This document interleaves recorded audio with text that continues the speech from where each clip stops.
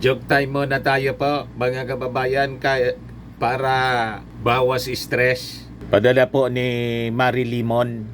Taga Makati yata ito, si Marie Limon. Pero OFW din siguro ito sa Hong Kong.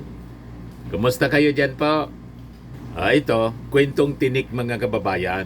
Sabi ng bunso doon sa nanay, "Nanay, natinik po niya ako." Yung nanay nagluluto pa naman. Taranta, sabay kuha po sa saging. "O ito anak, kainin mo." Yun kasi yung mga paniwala mga kababayan ng mga matatanda. Pag natinik daw, kumain ng saging, ayos na. Di yung bunso, binigyan ng saging, kinain din po yung saging. After na maubos mga kababayan yung isang saging, sabi ng bunso, "Nanay, ayaw po matanggal yung saging." O ayaw matanggal ng saging. Ayaw matanggal ng tinik. Mali. Ayaw po niya nanay matanggal yung tinik. Sabi ng nanay, "Ito, isa pa, kainin mo." After na maubos yung pangalawang saging, ayaw talaga niya nanay matanggal. Sabi ng nanay, tataka siya, bakit hindi pa matanggal? Dalawang saging na yung naubos. Sabi ng nanay, "Halika nga, ngumanga ka, tingnan ko nga, para makita ko niya kung saan ba yung tinik." Sabi ng bunso, "Nay, dito po ako sa paa na tinik." Kaya naman pala hindi matanggal po. Akala yung tinik po sa lalamunan, sa paa pala yung tinik. Hindi man kasi ni bunso nililinaw kung saan siya natinik. Nagluluto pa naman yung nanay. Ang akala po, natinik ng isda sa lalamunan. Sabay ang balo sa bata. Litsika niya. Hindi mo nililinaw. Nakaubos ng dalawa. Nakaubos ng dalawang saging. Hindi man po natatanggal yung tinik sa paa pala. Matik na po. Madam Marie Limon, 200 agad sa GCash. Padala po ninyo yung GCash ninyo. May chance ka pa rin manalo. 5,000 pesos sa Grand Draw. Grand Draw, monthly draw pala. Grand Draw, 10,000. Medyo marami-rami na rin, oh. Yung mga entries, mga kababayan na nabasa natin, tinitingnan ko, ang dami ng mga entries nagpapadala sa Facebook accounts ko, sa blog, sa Dante Maravillas 12. Pag hindi ko pa po nabubuksan, hindi ibig sabihin po na wala na kayong pag-asang mabasa ko yung mga padala ninyo. Hindi ko lang po binubuksan para hindi ko makaligtaan. Kasi pag hindi pa binubuksan yung mga messages ninyo, naka-highlight pa siya. 100 messages. Pag binuksan ko na, wala na. Baka makalimutan ko. Kaya huwag kayong mag-alala. Nakikita ko po yung mga entries ninyo. Pero siyempre, pipili tayo ng maganda. Yung katawa-tawa talaga. Kasi pag hindi man katawa-tawa, saka yung iba, censored, hindi natin babasahin po rito. Ayos po mga kababayan. Like and share na rin po ninyo ng ating video. Click subscribe po para umabot tayo ng 1,000. 1,121,000 na nga pala yung subscribers natin eh. 1 million man lang po, paabutin ninyo ako. Ayos pa mga kababayan. Dito na tayo sa seryosong mga topics natin. Si Congressman Ace Barbers mga kababayan, finailan po ng kaso. Bumuelta yung mga DDS vloggers po. Nag-file ng kasong libel. Ayan, nakatawa pa sila. Oh. Pagkatapos, after na mag-file po, dito nagpa-picture nakatawa. Nang magpa-interview na po, siyempre yung SMNI, yun man lang ang nag-interview sa kanila. Yan man lang po ang pumapatol sa kanila. Hindi man sila pinapatulan ng malalaking TV network. Pating mga newspapers po. Hindi man sila pinapatulan. Kumbaga, may balita man tungkol sa kanilang pag-file. Maliit lang po na artikulo. Ngayon, nang magpa-interview, nagpa-press con sila na sila man lang. Yung SMNI man lang yung nagko-cover, iyakan po sila doon. Ang akala ko ba, maiisog kayo. Nagpa-picture kayo, nag-file. Nakangiti kayo. Yan o. Pagkatapos nang magpa-interview, nung nagpipress ko na po, nag-iiyakan na sila. Talagang mga abnormal, mga kababayan. Mamaya, ipakita ko sa inyo mga kababayan. Ito yung news ng SMNI. Tingnan, Representative Ace Barber sinampahan ng patong-patong na kasong libel ng ilang social media influencer sa Quezon City Prosecutor's Office. Kahapon po ito. March 5, 2025. Yan ay matapos silang direktang inakusahan ni Barbers na mga narco-vloggers at may koneksyon umano sa Pugo. Kabilang sa mga nagsampa ng kaso laban kay Barbers ay sina Dr. Lorraine Badoy, Attorney Trixie Cruz Angeles, Crisette Chu, Cathy Binag, Joey de Vibre, MJ Kiambao Reyes, Mark Anthony Lopez at iba pa. Tapos nagpa-picture, mga kababayan, dala yung kopya ng asunto. Nagpaka-smile. Tuwang-tuwa sila. Pagkatapos, nung magpa-press con, nag-iiyakan na. Drama. Ayan sabi diyan, kung kami ngayon ay mapatahimik at ngayon ay matakot na kayo ay matakot na mas lalakas pa ang loob ng mga korap para makapagnakaw. Si MJ Kiambao Reyes, pakinggan natin mga kababayan yung drama. Mas lalakas pa ang loob ng mga korap para gawin ang kanilang mga karumal-dumal na pagnanakaw. May paiyak-iyak pa Kung kami ngayon at kung kayo rin ay matakot na. As I was on my way here kasi Giiyakan? yung mga anak ko, Si Cathy Binag? and they did not want me to go here. Kasi nga syempre ang hirap kalabanin ng gobyerno. Pumasok kayo dyan sa gulong yan, sumubra kayo sa mga pagsasalita, pagkatapos ngayon mga iyakin pala kayo. Di ba? Tapos ang sabi ninyo, mga maisog kayo. Lahat baliktad ang mga sinasabi ninyo. Ang maisog, panindigan ninyo yung kaisugan ninyo. Walang iyakan. Pinili ninyong magkasabit-sabit yung buhay ninyo kasi. Parang si Harry Roque, nagtatago. Sa susunod yan, ganun din ang mangyayari sa inyo kasi imbes na harapin ninyo yung subpena, pinasubpena na kayo ng Congress, tumakbo kayo sa Supreme Court. Pagkatapos ngayon naman, nag-file kayo ng libel. Tapos sa press con, ganun pa rin yung ginagawa ninyo. Pinagmumura si Ace Barbers. Lalo ninyong nilalagay sa problema yung sarili ninyo, parang yung idol ninyong si Sara Duterte. Yan ang problema O ngayon, iyak kayo ng iyak. Yan mga kababayan. Ng mga mambabatas, ang hirap Hindi to biro itong ginagawa namin dito ngayon. Ito mga nakikita niyong mukha rito, ito yung mga handa actually na mamatay para sa bayan. Gustong maging hero. At handa daw Pero mamatay sana lang, walang para sa bayan. Pamilya. Hanggang last year pa, sinabihan na ako ng nanay ko. By the way, my mom-in-law are both bedridden and nasa mga last few days na sila ng kanilang mga buhay. Yun pala, pumasok ka pa sa problema. Na maglaan ng oras para sa mga ganito. Last year, binalaan na niya ako. Sabi niya, anak, pwede ba maghinay-hinay ka na muna? Huwag ka na muna. O kita mo, pinayuan ka na pala ng nanay mo, matigas ang ulo. Yan kasi, pag matigas ang ulo, yan ang inaabot pag hindi nakikinig sa magulang. Tama po, MJ Kiambao Reyes. O ngayon, nasubo kayo sa problema. Pagkatapos ngayon, nag-file kayo ng kaso para sa bayan. Dinamay pa ninyo yung bayan. Wala man nagsabi sa inyong mga mamamayan, kayo-kayo man lang ang nagpapaniwala sa sarili ninyo na ang ginagawa ninyo para sa bayan. Walang para sa bayan na panggugulo sa gobyerno na naglilingkod ng tapat sa bayan. Tama? Yan ang sinasabi niya rito. Itang malapit sa mga Duterte because I'm sure pag-iinitan ka. Huwag ka na munang kumontra o mag-criticize sa group.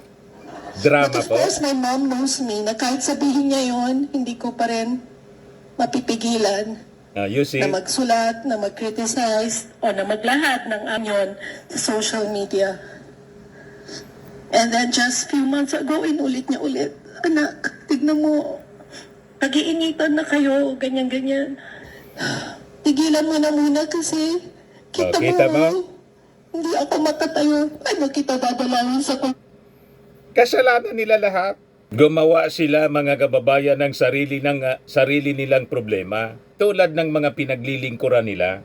Si Digong sana tahimik na siya. Nakapaglingkod na rin siya for 6 years. Ginulo niya yung buhay niya.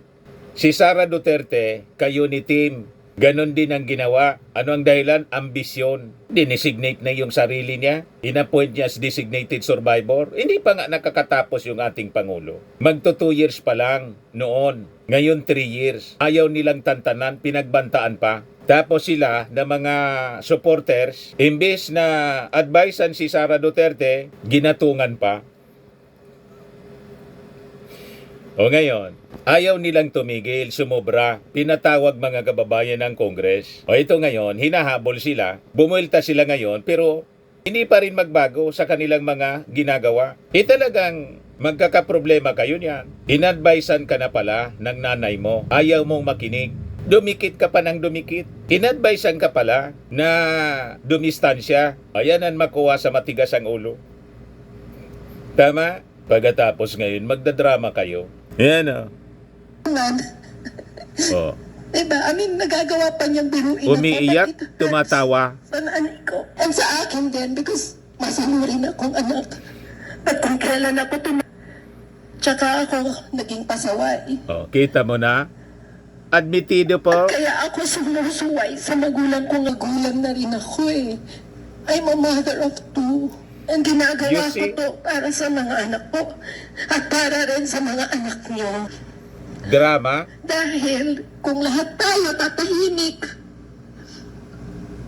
pag ang kalayaan at karapatan nating magsalita ay tuluyan ng masikil, all our freedoms will erode. Walang sumisikil. Hanggang ngayon nga, sige pang daldal ninyo. Lang, yung pagdaldal ninyo, sobra. Yung freedom of expression ninyo, hindi sinisikil. Sige pa nga ang pangmumura ninyo. Ito pa yung isa. Pakinggan ninyo ang tapang-tapang nito. Gagamitin natin na pagsukat kung may maling ginawa ang mga vlogger, ay yung mararamdaman ninyo. Mga government officials po kayo. Kayo po ay halal ng bayan. Pinahiram lang kayo ng kapangyarihan na mga taong kinakayan-kayanan lang nila. This should be, this should be to everyone. Nagmamagaling na kasi po sila. kailangan po natin na manindigan. Kala Kasi nila, kapag sila na yung natin tama. napakatapan itong mga to, anong mangyayari sa atin? Anong mangyayari sa generasyon?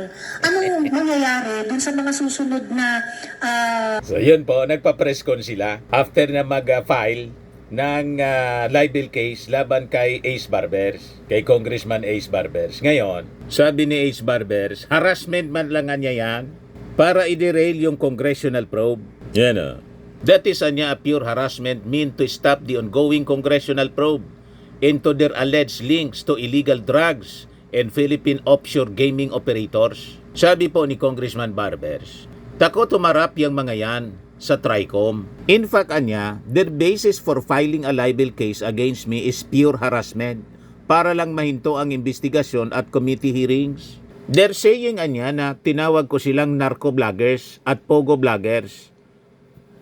Totoo, sinabi ko na may mga vloggers na patuloy na nagkakalat ng fake news laban sa gobyerno at mukhang pinopondohan ng mga sindikatong ito, but I never named names. Malamang sa malamang mga kababayan, yung kasong libel, ibasura man lang ng korte.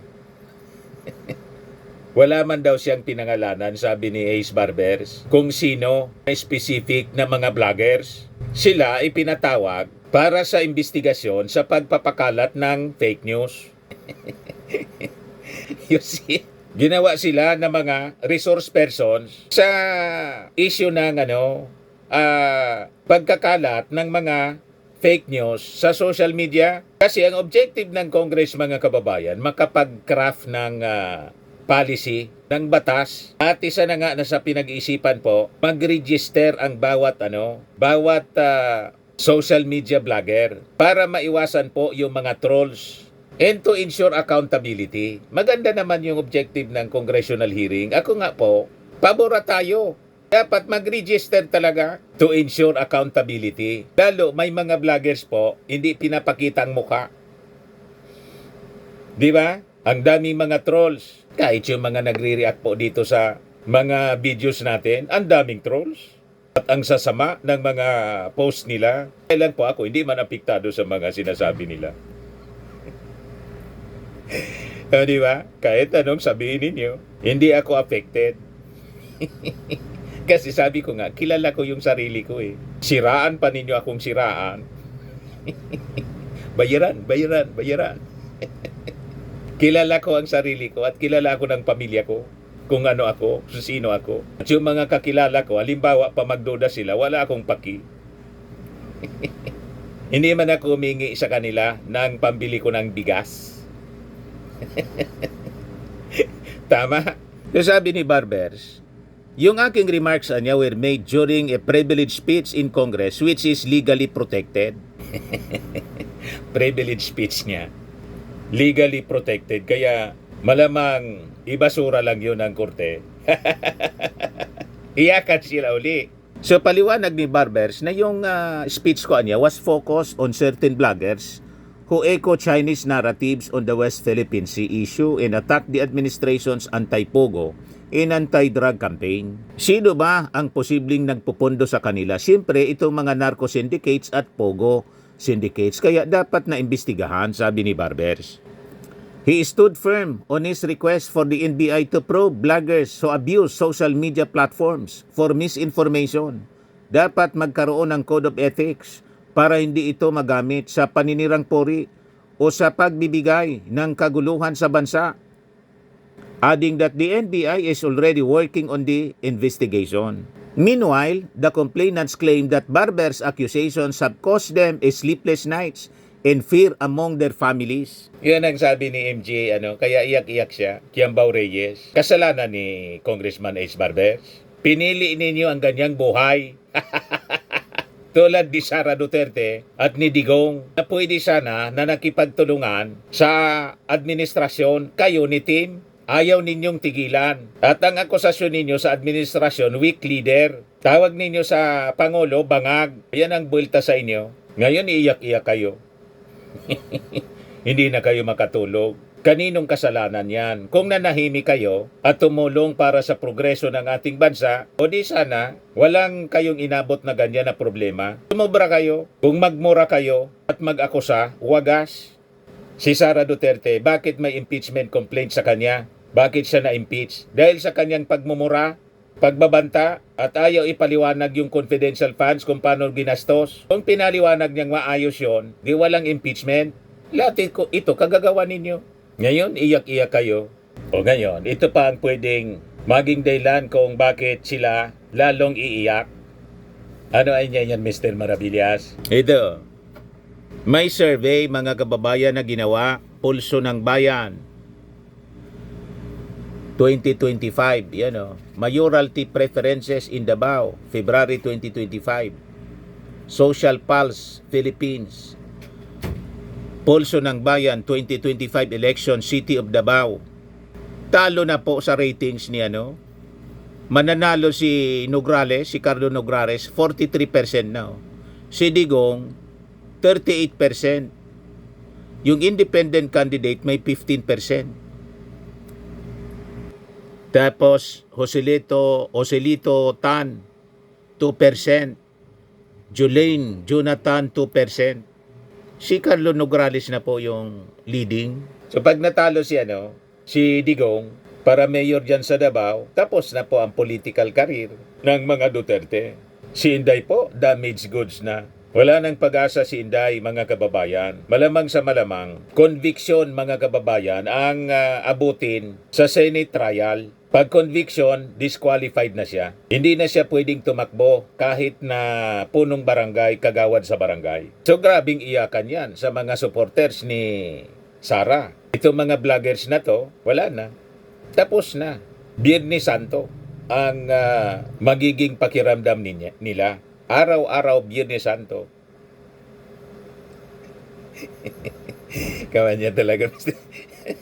Kasi po, ito ay dulot ng consequences ng kanilang mga aksyon man lang. Sila yung may gawa nitong mga problemang kanilang kinakaharap. Self-destruction ang kanilang ginawa. Walang ibang sisisihin kundi sarili nila. Pati itong mga vloggers na to, wala mang ibang dapat sisihin kundi sarili nila. Kaya sila nasadlak sa ganyang kalagayan. Tama pa? Araw-araw, panggugulo ang ginagawa nila sa ating administrasyon, sa ating gobyerno. At itong ating programa, mga kababayan, atid sa inyo nitong ating mga sponsors. Firmax Firming and Lifting Cream. Pinapay po sa mga pulses in affected area. Mainam po ito sa mga pains at paninigas ng mga kaso-kasuan. Ito sa mukha naman yung application, anti-aging, Automax po siya. Ito ay Glow 60, mga kababayan. Whitening po siya. Made in South Korea. Ito naman po, Nengxia Red Mix Fruit Drink. Gawa po siya sa goji berry. May anti-cancer properties po siya. At sa mga naghanap po ng malinis and spacious fitness gym, pumunta lang po kayo sa aming Colossal Fitness Gym. May Grab ka rental din po kami. At bills payment po sa aming office. At saka sa mga mahilig po sa mga imported bags, manood po kayo sa live selling ni Madam Aileen Rosales sa kanyang Aileen Closet po. Pati mga shoes, ito yung kanya po. Ito yung kanyang page. Kita ninyo, napakagandang mga online selling po siya. Si Madam Aileen Rosales. At cellphone number niya po, 773-798-7816.